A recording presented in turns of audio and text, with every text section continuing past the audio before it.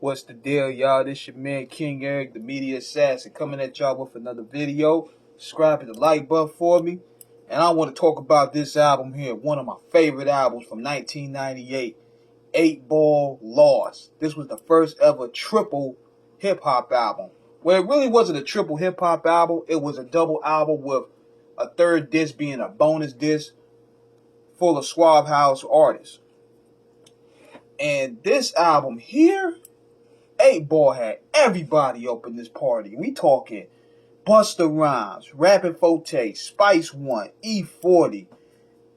The album first single, which had the No Limit Soldiers. That joint used to get us hype. Like, Suave House, No Limit Soldiers. Suave House, No Limit Soldiers. That used to get us hype. That used to be our party call. You know how back in the day we used to have pre-games. We used to play that joint and get hyped before we go to a party. That was one of them. But this joint here had it had a lot of dope joints, man. We talking.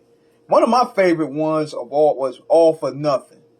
Well, you know, you get a true breakdown of 8-Ball's childhood growing up. It's soulful. It got that southern feel to it. The first disc alone is a classic. I hold the first disc up to any album in 1998. He got the real on the nitty gritty about contracts, which he talked about the artist pays the price. Then he talked with Backyard Mississippi, which paid homage to the Mississippi roots, Stomping and Pimping with MJG. You know, anytime 8-Ball and MJG get together, it's a classic. Homeboy's Girlfriend, when he talked about stealing his homeboy's girlfriend in a storytelling fashion. The whole album just flowed. Then this too, he started it off with the Bay Love, like with Spice One, E40, and Rappin' Forte. Then he had Redman on Coffee Shop. I think Redman did a hookup there. Then the other songs, I Don't Want to Die, My First Love.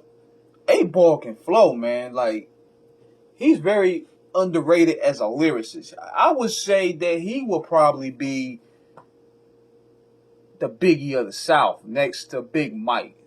Those two are neck and neck in my favorites in terms of what they would consider big boy lyricists.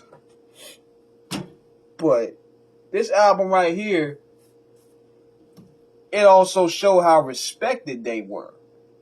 To get all these artists to rock with them like that, we talk about No Limit, UGK, the Bay Area, Busta, Redman.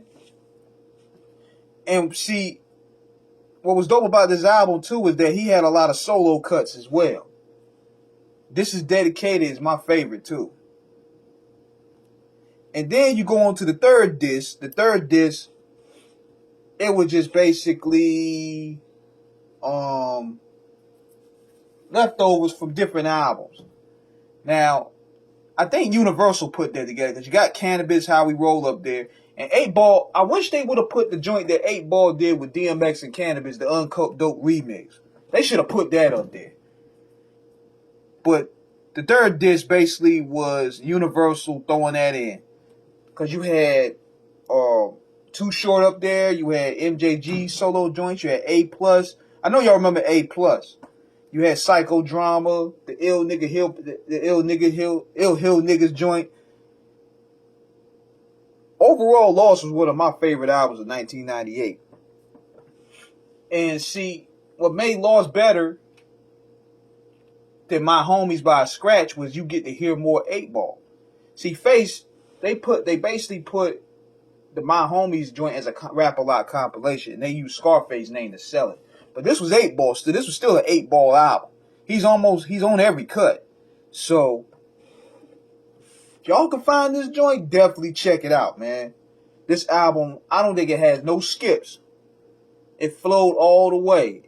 He went all over the globe with this one. So, check it out.